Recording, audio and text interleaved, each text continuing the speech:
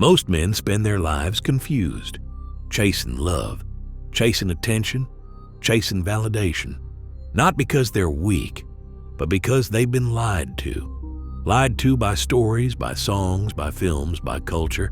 They were told that love would complete them, that women were the answer, that if they were kind enough, patient enough, selfless enough, they'd be chosen. But here's the truth. You weren't chasing her. You were chasing an illusion. Arthur Schopenhauer called it one of the greatest tricks nature ever pulled. Love, he said, is not a spiritual union. It is not sacred. It is not about the soul. Love is biological warfare disguised as romance. Love is a trap, he wrote, a fleeting madness that serves reproduction and vanishes once its work is done. That electric spark, that intense pull, that certainty she's the one, that's not destiny. That's dopamine. That's thousands of years of evolutionary wiring, hijacking your logic, your discipline, your sovereignty. You think you're falling in love, but your body is just calculating. Fertility, symmetry, youth, survival. You believe it's fate, but it's a formula. One you didn't write, one she didn't write, one that doesn't care about who you are, only what you can pass on. And here's the twist. She's doing the same thing, only differently. She's not reading your poetry. She's scanning your posture, your tone, your presence, your resources. Not because she's cold, but because nature trained her to choose. Not the kindest man, but the most capable. That's not misogyny. That's biology. And yet most men deny it. They refuse to see it. Because the truth, it hurts. It means she never loved you the way you imagined. She loved what you represented. She loved what you provided. And when you stopped being useful, you stopped being loved. That's what Schopenhauer saw. The tragedy isn't that women lie. It's that men lie to themselves. But there's another layer, one Schopenhauer never fully explored. But Carl Jung did. Because the woman you chased, she wasn't just her, she was you. Or rather, your projection. Jung called it the Anima, the inner feminine image that lives in every man, formed by your mother, shaped by media, distorted by fantasy. And when you meet a woman who even partially fits that image, you don't just desire her, you worship her. You assign her depth she hasn't earned, wisdom she hasn't spoken, purity she doesn't possess. Because you're not loving her, you're loving your inner image of her. And that's the real trap. She never deceived you. You deceived yourself. You handed her the script. You gave her the costume. You played the music in your head. And when she failed to live up to the fantasy, you called her fake. But she never asked to be your savior. She never promised to complete you. You just wanted her to, because you couldn't stand to face yourself. So you chased the next one and the next, still looking for her, the Anima, the perfect one. But she doesn't exist. She's a reflection, a ghost, a projection of what you wish a woman could be. Because facing what she really is would mean killing the dream. That's the first dark truth. You were not deceived by a woman. You were deceived by your need for meaning. You were not manipulated by her. You were manipulated by your longing to be saved. And as long as you believe love will fix you, you will keep building temples around women who were never meant to be worshipped. So what's the solution? Stop chasing, stop projecting, stop romanticizing. See her clearly, truthfully, bravely, as she is, not as you want her to be. And see yourself not as the good man who deserves love, but as the man who no longer needs it to feel whole. Only then can you relate, not as a beggar seeking connection, but as a sovereign, inviting truth.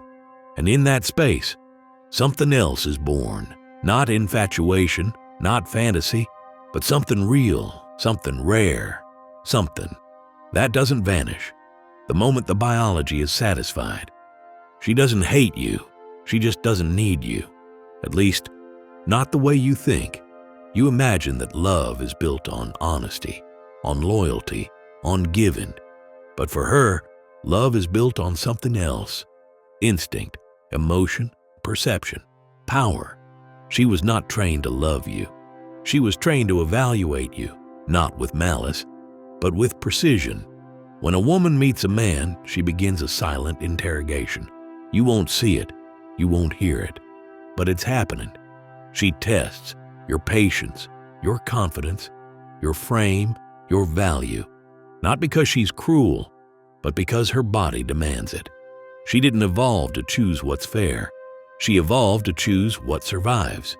You want to be chosen for your kindness, your softness, your generosity, but what she sees, what she feels, what she responds to is something else. Strength, status, stability, certainty, and above all, freedom from neediness. The more you orbit her, the more you lose value. The more you chase, the more she runs. The more you serve, the more she forgets why you mattered. Not because she's ungrateful, but because she was never wired to love subordination. Schopenhauer called it the tragedy of possession. The moment she has you, she no longer desires you, because the conquest is over. The mystery is gone. The selection phase is complete. And now, biology moves on. But men don't understand this. They keep trying, explaining, buying gifts, writing messages, apologizing for being too much or not enough. All the while, she's running a different program. And the man who misunderstands that isn't rejected because he's not good. He's rejected because he's predictable. Women don't fall for nice. They fall for gravity. Not the gravity of desperation, but the gravity of presence. The man who doesn't flinch. The man who doesn't explain. The man who doesn't beg for access to her world because he already owns his own. She wears a mask, not to deceive you, to protect herself. She has learned through pain, through competition, through biology, how to test men without mercy. She tests your frame. She tests your weakness. She tests whether you will lose yourself just to keep her. And if you do, she smiles, then disappears. Because the test was failed. You thought the game was about being enough, but it was about staying centered while being questioned. You thought the goal was to please her, but the real goal was to hold your ground. While she tried to move it, she didn't manipulate you. You volunteered. You abandoned yourself in the name of earning love, and in doing so, you lost both. Carl Jung wrote, "The meeting of two personalities is like the contact of two chemical substances. If there is any reaction, both are transformed." But most men don't want to be transformed. They want to be accepted. And in that craving, they dissolve. They give up their edge, their fire, their mystery, and become something worse than rejected. They become invisible. She doesn't hate you.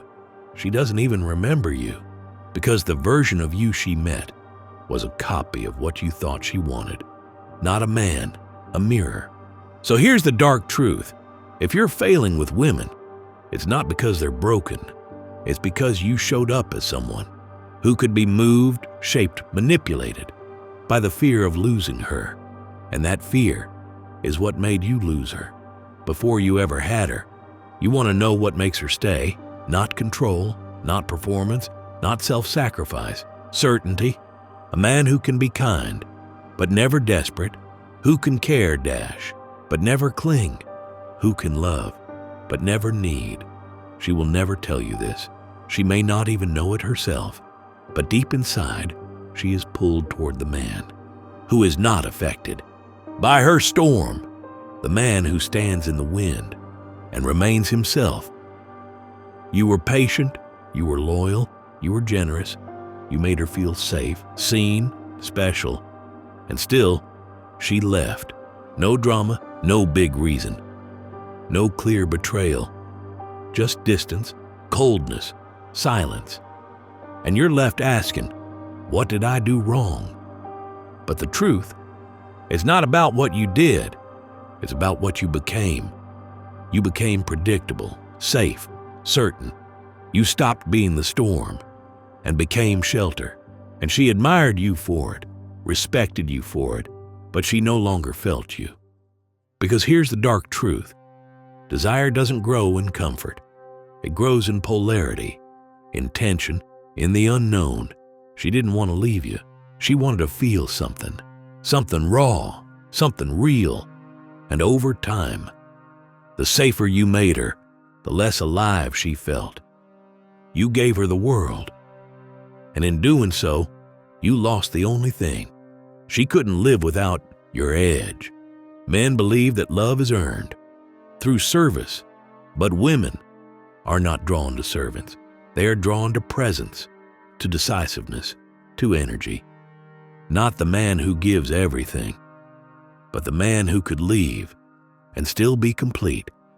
You made her your center, your focus, your reason. And with every kind gesture, you made her feel loved, but not chosen. Not in the way she needed, because deep down she wanted to feel your gravity, not your orbit. There is nothing wrong with love, but love that costs you yourself is not devotion, it's erasure. And the man who disappears into his woman may win her affection, but he loses her attraction. This is the paradox. She wants to be your priority, but not your purpose. She wants to be your queen, but only if you remain. A king, she wants your tenderness, but only if it's rooted in strength, because the moment your love becomes fear of losing her, she's already gone. She doesn't stay. Because you gave too little, she doesn't stay. Because you gave everything and forgot to keep something for yourself. And that something is what made her feel the pulse of your masculine energy. It's what made her lean in, feel safe. Not because you were soft, but because you were solid, unmoved, unshaken, still yourself.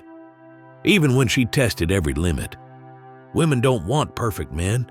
They want polarizing men. Men who are so grounded in who they are that she can't help but feel. Both safe and challenged. She may say she wants you to open up, to be more available, more emotionally given. And yes, to a degree, she does. But the moment your world starts revolving around her, the polarity collapses. And what's left is comfort. And comfort doesn't make her stay. It makes her feel bored, then guilty, then resentful, then gone. You were her sanctuary. But she didn't need a sanctuary. She needed a fire. And she didn't feel it anymore. Does this make her cruel? Number, she didn't plan it. She didn't try to hurt you. She just responded to what she felt, or rather, what she stopped feeling. You see, feminine energy is fluid. It flows, it tests, it seeks containment, but only if the container remains whole. The moment you mold to her mood, bend to her expectations, apologize for your own intensity, she loses faith in your direction, not because she wants control, but because she needs contrast. And without it, the dance ends. She doesn't stay. For your perfection, she stays. For your polarity, she stays. Because your presence commands it. Not by force, not by pressure, but by the sheer magnetism of a man who can give, but never lose himself in the given. And here's where most men fail. They mistake attention for connection. They mistake comfort for intimacy. They mistake proximity for depth. But a woman's body, her emotions, her intuition respond not to how much you do, but to how rooted you are. Rooted in your mission, rooted in your standards, rooted in your ability to walk away if your truth demands it. You want her to stay. Stop proving. Start being. Stop chasing her needs. And start living yours. Let your life speak louder than your words. Let your purpose make her realize she can join your world or get out of your way, not as a threat, as a reality. Because a man who is truly whole never begs to be kept. And suddenly, everything collapsed. Your appetite, your sleep, your drive, your sense of direction. You're not just heartbroken. You're disoriented, unanchored, lost. Because she wasn't just your partner. She was your center. And when she left, you disappeared with her. This is why men break. Not because they're weak, but because they built their life around something they couldn't control. You handed her the blueprint. She became your purpose, your peace, your proof that you were worthy. And without her, you don't know who you are anymore. Arthur Schopenhauer saw this coming. We forfeit 3/4 of ourselves in order to be like other people. And men, they forfeit themselves to be liked by one person. They abandon their mission to be approved. They abandon their standards to be loved. They abandon their strength to be accepted. And when the woman leaves, there's nothing left to stand on because the house was built on borrowed ground. So what do most men do? They spiral. They beg. They break. They get angry. They get bitter. They try to fill the void with distractions, with rebounds, with noise. But the wound doesn't close because the wound isn't about her. It's about how much of yourself you gave away. You didn't just lose a woman. You lost the illusion that you were complete because of her. And now you face the truth. You were never whole. You were just held together by validation. Carl Jung warned of this. When a man is disconnected from his core, his self, he looks outward for meaning. He projects his anima. He idealizes. He clings. Not out of love, but out of fear. And when that illusion shatters, he either collapses or awakens. And that's your choice now. Collapse or awaken. You can stay broken. You can stay bitter. You can stay addicted to what left you, or dash. You can begin again. Not by becoming colder, but by becoming deeper. Not by erasing your heart, but by rebuilding your center. You want to stop breaking? Here's how. Reclaim your time. Reclaim your purpose. Reclaim your solitude and use it. Not to wait for her return, but to become the man who no longer needs her validation to feel alive. This is not revenge. This is rebirth. This is the moment you stop begging, stop chasing, stop over-explaining your worth to people who never earned access to it. Schopenhauer wrote, "A man can do what he wills, but he cannot will what he wills." Which means you cannot force desire. You cannot demand love. You cannot program attraction.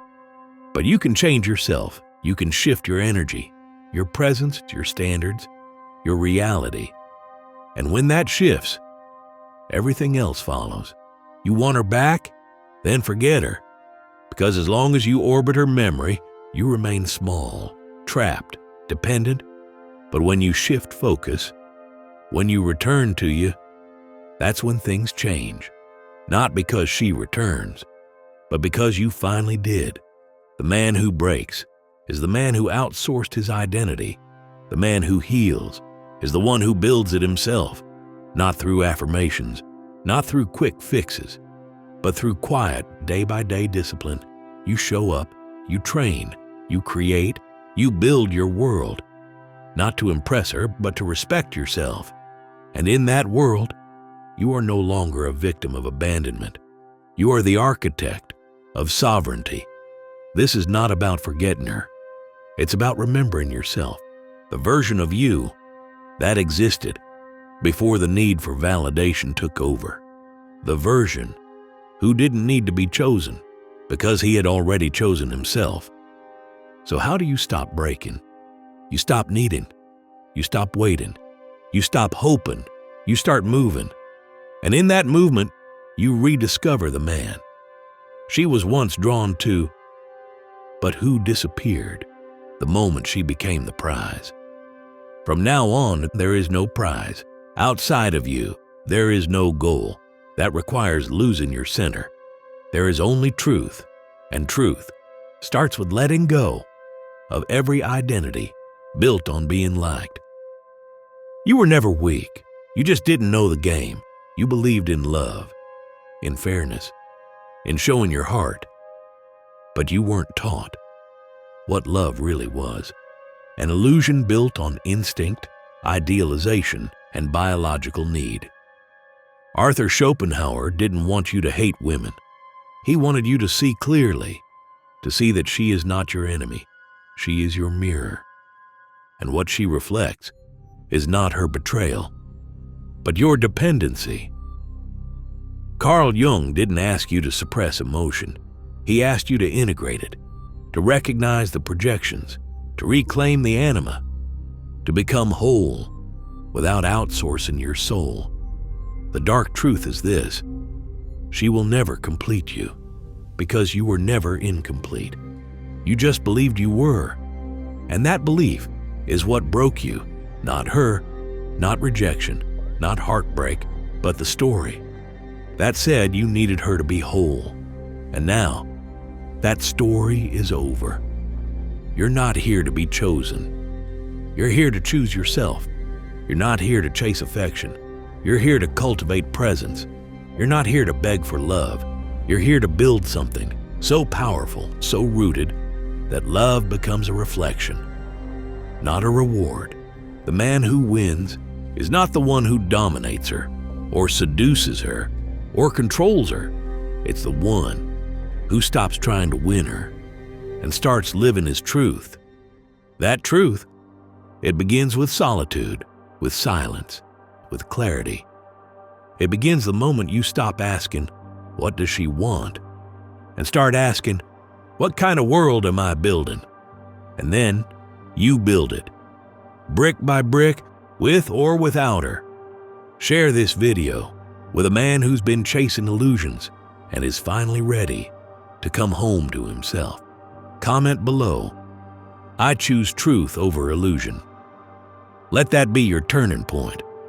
And when you're ready to go deeper, to unlearn the lies, to rebuild the man beneath the pain, to become unshakable.